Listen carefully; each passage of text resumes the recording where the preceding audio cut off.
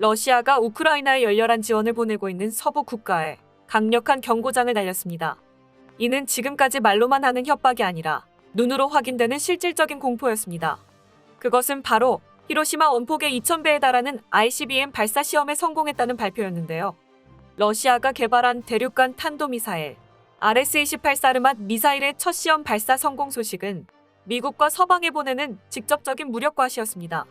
러시아 정부는 전술핵 한 발로 지금까지의 졸전을 뒤덮고 서방 국가의 지원을 모두 끊어낼 계획을 세우고 있는 것으로 보이는데요. 문제는 미국과 유럽 국가의 반응이 생각보다 미적지근하다는 것입니다. 이는 러시아가 절대로 핵무기를 사용하지 못할 거라는 확신이 있었기 때문입니다. 과연 어떻게 된 일인지 자세하게 알아보겠습니다. 러시아 국방부는 이제야 비대칭 전력인 공군 병력을 조금씩 꺼내 쓰는 모습을 보이고 있습니다. 최근 외신들이 가장 주요하게 다루고 있는 사건은 베일에 쌓여있던 5세대 전투기 수호이 57의 출격 소식이었는데요. 그런데 여기에는 몇 가지 이상한 점이 존재했습니다. 우선 5세대 전투기가 출격해서 공격 작전을 수행한 것은 맞지만 러시아의 영토에서 벗어나지 않고 미사일만 쏘았다는 것입니다. 또한 수호이 57은 정밀 유도 기능도 없이 노후화된 KH-59 미사일을 발사한 채 돌아간 것으로 확인되고 있는데요. 전문가들은 러시아 국방부가 매우 소극적으로 변했으며 만약 전장에 투입되었다가 최신의 전투기까지 격추되기라도 하는 날에는 어떠한 후폭풍을 불러올지 우려하고 있다고 평가했습니다. 이는 넵튠 미사일에 피격당한 모스크바함 침몰 사건이 러시아 내부에서 큰 여파를 발생시키고 있기 때문입니다. 칠러 언론 매체는 크렘린 대변인인 페스코브가 모스크바함 침몰에 대한 답변을 모두 국방부로 떠넘겼다고 보도했는데요. 이로 인해 러시아 정부와 국방부 간의 내부 균열이 일어나고 있는 듯한 조짐이 보였고 일각에서는 이번 전쟁의 책임을 홀로 감당하게 생긴 세르게이 쇼이구 러시아 국방부 장관이 쿠데타를 일으킬 가능성도 있다는 의견까지 나오고 있습니다. 물론 대규모 공세를 감행한 러시아군이 돈바스 전투에서 승리를 따내주기만 한다면 이 문제는 모두 해결될 수 있을 텐데요. 하지만 현재 우크라이나 전역은 예상대로 비가 쏟아지기 시작하면서 평야가 진흙으로 변해가고 있는 상황입니다. 다시 말해 라스푸티차의 악몽이 또다시 다가오고 있다는 것인데요. 마음이 급해진 러시아군은 밤낮 가리지 않고 침공을 이어나가고는 있지만 대책 없는 공격들로는 견고한 참호선을 뚫어내지 못하고 있습니다.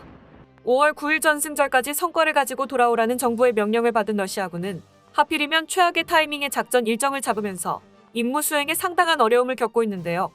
이러한 상황에서 우크라이나 측은 러시아군의 대공세가 아직 시작하지 않은 것 같다는 의견까지 내고 있습니다.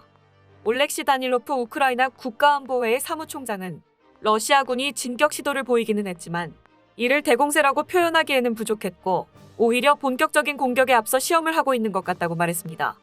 전문가들 사이에서도 이에 대한 의견이 분분하게 갈리면서 조만간 제대로 된 공격이 감행될 것이라는 주장과 이미 러시아군은 힘이 빠졌다는 주장이 나뉘었는데요. 다만 만약 러시아군이 간을 보고 있다는 의견이 사실이라고 해도 그들에게 남은 시간은 그렇게 많지 않을 것으로 보입니다.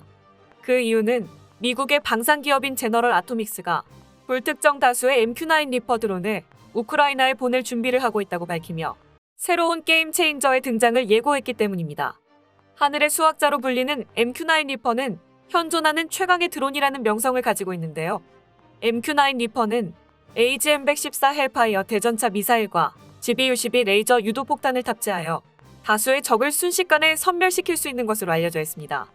게다가 7,500m 상공에서 작전을 수행하며 최고 속도가 260노트에 달해 웬만해서는 격추시키기도 쉽지 않은데요. 터키의 바이락타르 TB2에도 애를 먹고 있는 러시아군이 MQ-9을 상대하기란 쉽지 않을 것이라고 관측되고 있습니다.